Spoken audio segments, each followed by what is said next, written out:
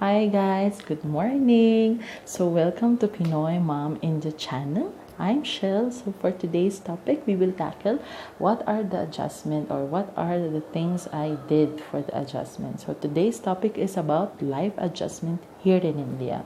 So the first thing that comes in people's mind, like how you adjust, what are the primary thing you did, what are the things that you sacrifice. Those things are like very big questions. So for me, I will give you the brief part of my life, how I cope up with those things. So the first thing that I adjust for is communication, language.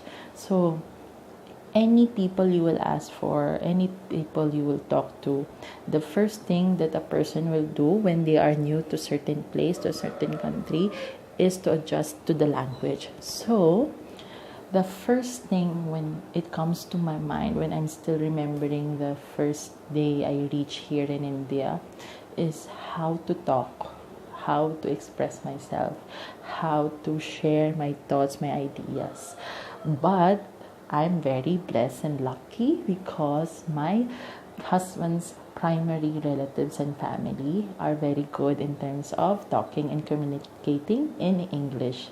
So I was very happy learning that day that everyone can be like everyone can talk to me nicely and comfortably, because I don't want people to feel that uh, they cannot share their ideas, that they cannot share their thoughts to me. So I want everyone to be comfortable for, because I'm very new here and I don't know anyone here except my husband and my husband's family. So I want to create a good relationship where people can be comfortable to me while talking, and I can be comfortable also to them while talking. So I'm very happy in the inside family setup.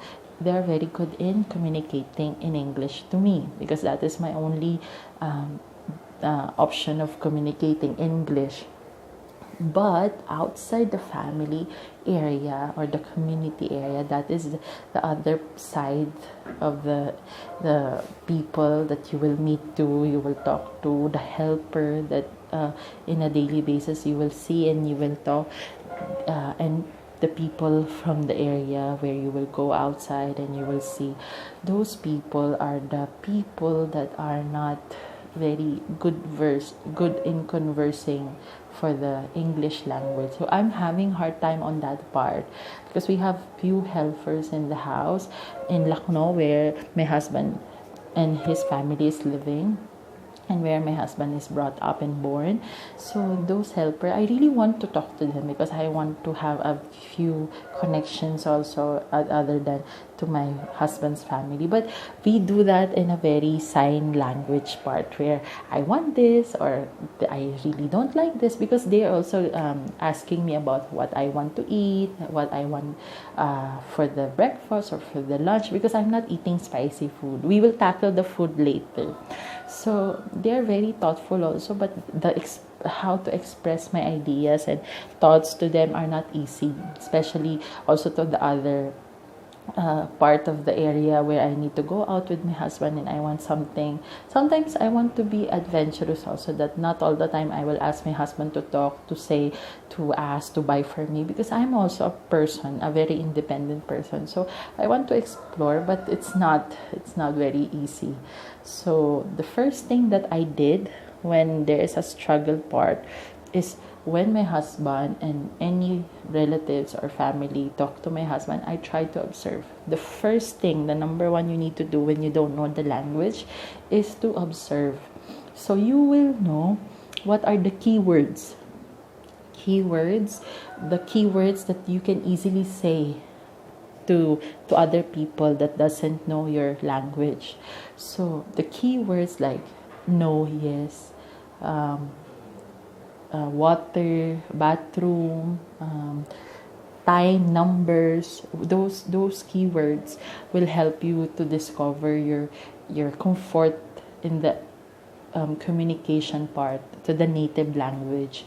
And number two is what you can do to help yourself to be comfortable is try to talk in a very slow and less quick pace. Like when you're talking in your English language communication, you talk very comfortably and you talk fast. But if some people doesn't understand you clearly, you need to talk very slow and use a simple words of communication, so they can really understand you and they can help you. Those two things I did for me to become comfortable, and at least people will become comfortable to me also, because now our helper in the house are very good, comfortable to me, because I'm talking to them a very little Hindi, what I want for the food. Is it spicy? I'm asking if it's spicy, or they're asking me if I want some tea. I can say no or yes. It's a very easy and very comfortable way also for other people, not only for you but for others.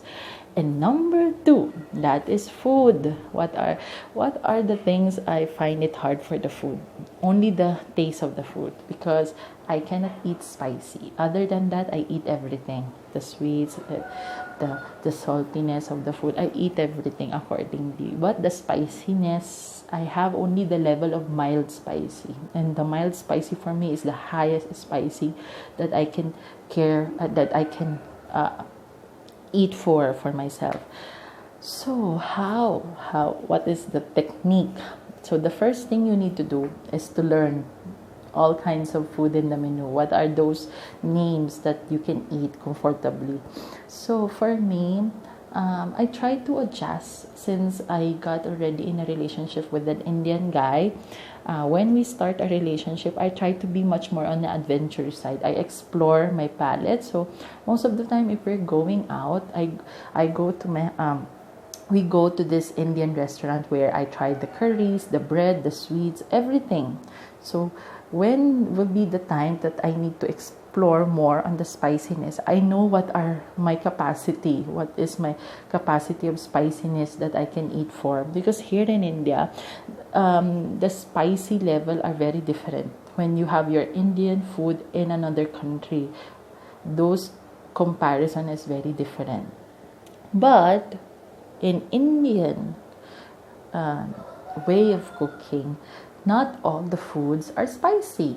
So maybe I'll say 60 to 65% of the food that they're cooking, types of food that they're cooking, is not spicy. And maybe 35 to 40% only the spicy dishes that you can see and have the idea for, because they have the street snacks, they have this sweets, they have this gravy, they have this dry food that without gravy that they're cooking, that is not spicy. So you just need to be knowledgeable and aware what are those things that can adopt your taste bud. Because as a foreigner, I understand that not all the people in other parts of the world are exposed to the spicy level of the way Indians have in their country. Same like Filipinos are well known to have a sweet, savory palate. When you will go to Philippines, there will be full of flavors of between the mix of spicy but little sweet, or sweet and sour, or salty and sour. So those kind of fusion taste helps all the foreigners who visit Philippines to much more on the comfortable, homey side. But here in India, it is not that very hard to find the best food you will enjoy for, especially the street food. There are very good street food that you can eat that are not spicy, and there are very good food that you will eat in a restaurant that is not spicy also. So you just need to be knowledgeable, try to talk to the waiters, try the best level of understanding how you can express it. I'm not eating spicy, but I want to eat gravy. You can say like this, so they can suggest, okay sir, this is a gravy dish, but that is not too much spicy, little spicy or mild spicy. So you can try this. Or in the street food, there are street food that you can easily eat. The first thing that you need to search in a street food, if you want to explore, is a street food that doesn't add red powder. Red powder is a chili powder or red seasoning. That is definitely the spicy seasoning that they're using. Or you can ask them not to do sign language when they're starting to put the chili powder or something, so you will be aware that this is not a spicy dish for you, a spicy street food for you to try for. And this will be the first part of our blog for today. This will be the first part of our first topic, life adjustment in India. Please wait for the second part of this topic, and that will be after I upload this. You will see the second part. And if anything you want to know about our family, about Indian culture, about Indian community that I can answer for, try to do comment down below and just leave your questions. The most the most easy way I can answer it, I will try to answer it. But if I don't know the answer, I'll try to advise you a very simple way how to get this kind of things settled. So if you're Filipinos who are dealing with your future setup here in India with the Indian partner, don't be scared. India is a beautiful country. It's a big country, so you will have more adventures to come. So try to be adventurous as you can be. Try to be acceptable in terms of everything that you see, because this is a very, very big country with full of life, full of festive, full of food, full of people, different religion people, different